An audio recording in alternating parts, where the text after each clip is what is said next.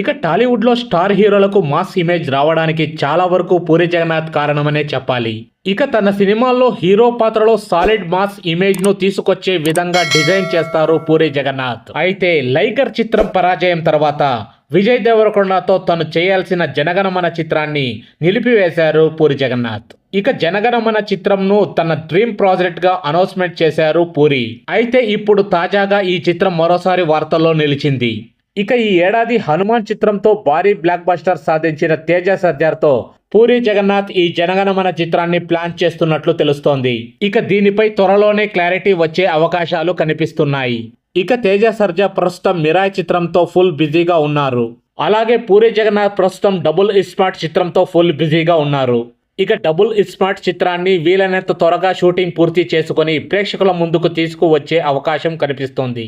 ఇక ఈ రెండు చిత్రాలు పూర్తి అయ్యాక వీరి కాంబినేషన్లో సినిమా రానుంది. ఇక జనగణమన చిత్రానికి సంబంధించిన మరిన్ని వివరాలు త్వరలోనే తెలియజేస్తామని చెప్పారు. ఇక అనుకున్నది ఒకటి అయినది ఒకటి అనేలా విజయ్ దేవరకొండతో ఫస్ట్ జనగణమన చిత్రాన్ని ప్లాన్ చేశారు పూరి జగన్నాథ్. ఇక అది కాస్త ఆదిలోనే అంశపాదం అంటూ ఎందుకనో తెలియదు సినిమా షూటింగ్ మొదట్లోనే బ్రేక్ పడింది. ఇక జనగణమన చిత్రం విజయ్ దేవరకొండతో కలిసి రానిది తేజ సర్జాతో అయినా కలిసి వస్తుందేమో పూరి జగన్నాథ్ కి వేచి చూడాలి. సో ఫ్రెండ్స్, దీని గురించి మీరేమనుకుంటున్నారు, మీ అభిప్రాయం ఏంటి అనేది మాకు కామెంట్ రూపంలో తెలియజేయండి ఫ్రెండ్స్.